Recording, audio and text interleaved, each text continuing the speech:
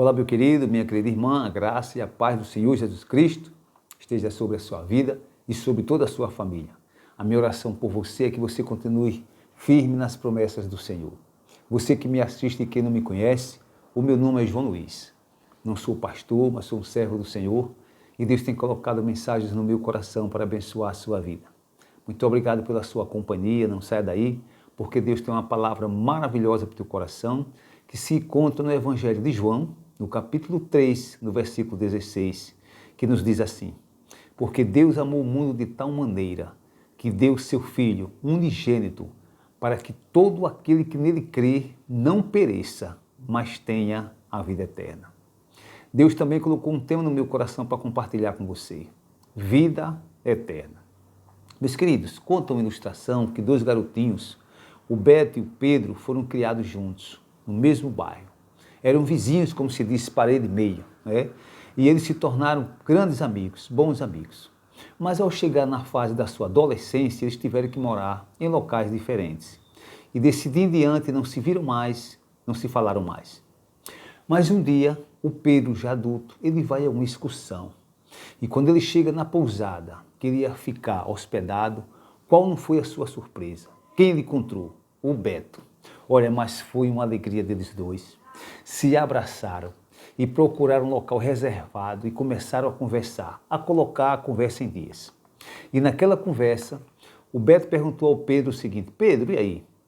Já se formou? O que é que você está fazendo? Ele disse: sim, me formei, eu sou um pastor evangélico, administro uma igreja, prego a palavra de Deus e tenho cuidado da vida espiritual das pessoas. Beto disse: que bom, que maravilha. E Pedro perguntou ao Beto: e você, Beto? O que é que está fazendo? Já se formou? Ele disse: olha, eu estou estudando medicina. Pedro disse: que bom, que maravilha, uma boa profissão. Isso mesmo, Beto, que bom, que maravilha. E depois que você se formar? Ele disse: depois que eu me formar, eu quero montar o meu consultório, quero colocar meu consultório. Aí Pedro disse: que bom, maravilhoso. E depois? Ele disse: depois eu quero casar. Quando eu estiver estabilizado, eu quero casar. Pedro disse: ótimo, suscitar família, isso é muito bom. Não é bom que o homem fique só. E depois? Ele disse: não, depois eu quero ter filhos, né? Ele disse: bom, muito bom, aí vai juntar a família, vai ser bom, vai ser maravilhoso. E depois? Ele disse: bom, depois eu quero ajudar meus filhos a se formarem. Ele disse: bom. E depois? Ele disse: bom, depois que meus filhos estiverem formados, de certeza que eu já trabalhei muito, eu vou querer me aposentar. Ele disse: ótimo. E depois? Ele disse: bom, depois eu vou querer, Pedro, viajar bastante com minha esposa, conhecer locais que eu não conheço, tá certo? Quero realmente viajar muito, quero conhecer ainda muitos locais. Aí o Pedro disse o seguinte: ô Beto, e depois que você tiver enjoado de muitas viagens, de muitos passeios, e depois, o que é que você vai fazer? Ele disse: olha, Pedro, depois só me resta agora esperar o dia da minha morte. E Pedro perguntou ao Beto: e depois? Aí foi que o Beto parou, fez uma pausa, começou a pensar e disse o seguinte a Pedro: Pedro, olha, depois da morte eu não sei. Meus queridos, olha, assim como o Beto, eu também não sabia desse depois da morte. Eu não conhecia, eu não sabia. Eu tenho certeza que muita gente também não sabe esse e depois da morte. No meu coração, no meu entendimento, para mim, era o fim quando a pessoa morria. Não existia mais nada, acabou. Eu só tinha uma certeza.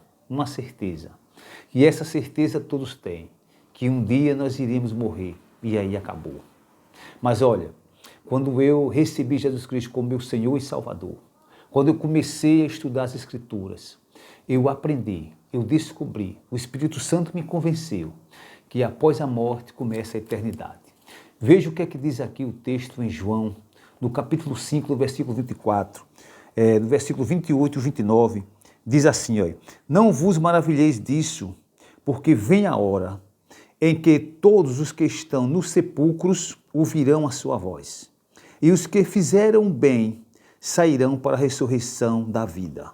E os que fizeram mal para a ressurreição da condenação. Vocês entenderam, meus queridos? Olha, após a morte, começa a eternidade. E eu queria fazer uma perguntinha a vocês, a você que me assiste aí. Alguém já te falou sobre vida eterna? Você tem dúvidas que existe vida eterna, sobre a vida eterna? Você gostaria de ter a vida eterna? Então, meus queridos, olha, eu vou te esclarecer algumas verdades sobre a vida eterna. E a primeira verdade sobre a vida eterna é que a vida eterna está ao alcance de todos. Preste atenção no texto que eu comecei essa mensagem, em João no capítulo 3, versículo 16, que diz assim: porque Deus amou o mundo de tal maneira que deu o seu Filho unigênito, para que todo aquele que nele crer não pereça, mas tenha vida eterna. Vocês percebem? Todo aquele que nele crê. Então a vida eterna está ao seu alcance. Não está ao alcance de uma, nem duas, nem três pessoas. Toda a humanidade, a vida eterna está ao alcance dela. Veja aqui em João 5, no versículo 24, o que é que diz? Olha, na verdade vos digo que quem ouve a minha palavra, você está ouvindo, e crê naquele que me enviou, tem a vida eterna. Está entendendo?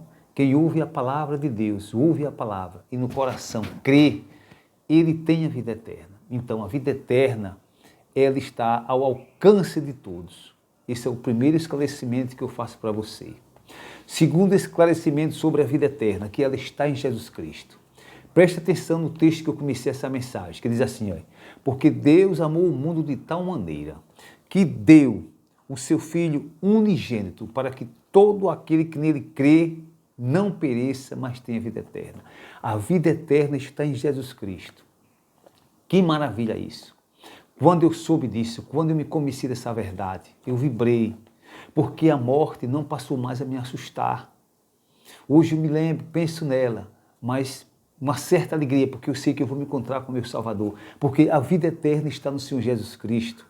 Veja que texto maravilhoso em 1 João, no capítulo 5, eu vou ler os versos de 11 a 13, que diz assim: e o testemunho é este, que Deus nos deu a vida eterna, e esta vida está em seu Filho.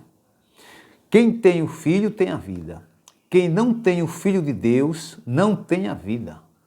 Maravilha, né? Olha, estas coisas vos escrevi a vós, os que credes no nome do Filho de Deus, para que saibais que tendes a vida eterna. Louvado seja Deus. Meu querido, você que me assiste, a vida eterna está ao teu alcance.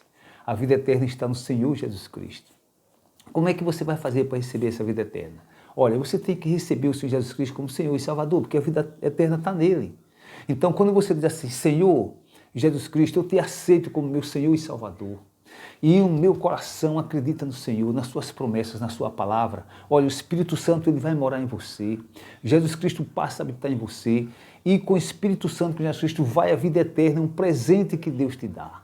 Você está entendendo? Então é preciso você fazer, primeiro, uma aceitação ao Senhor Jesus Cristo, recebê-lo como Senhor e Salvador, para que você possa ter esse presente, receber esse presente que é a vida eterna.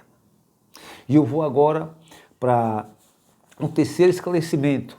A sua vida é que a vida eterna é de graça. Glória a Deus. Olha, Jesus Cristo não vai cobrar um centavo seu para que você possa ter a vida eterna. Veja o que é que diz em Efésios, no capítulo 2, versículos 8 e 9. Porque pela graça sois salvos. É pela graça, não é porque você compra. Você sabe o que é graça? É favor imerecido. Olha, nós não merecemos nada de Deus, não merecemos absolutamente nada. Mas Deus nos dá a vida eterna pela graça, é de graça, certo? E o texto continua dizendo assim, por meio da fé. E isto não vem de vós, é dom de Deus. Não vem das obras para que ninguém se glorie. Não vem das obras, não vem de riqueza, não vem de poder aquisitivo, não. Vem da graça do Senhor Jesus Cristo, tá certo? É Ele que lhe dá esse presente, é Ele que me deu esse presente quando eu recebi como Senhor e Salvador. A vida eterna está ao teu alcance, meu querido, você que me assiste. A vida eterna está em Jesus Cristo, a vida eterna é de graça. E eu vou agora para o quarto esclarecimento para a sua vida. Olha, a vida eterna somos nós que fazemos a escolha. Pois é, você sabia disso? Somos nós que escolhemos. Embora ela esteja ao alcance de todos, está em Jesus Cristo, ela é de graça, mas nós é que tomamos a decisão de querermos a vida eterna.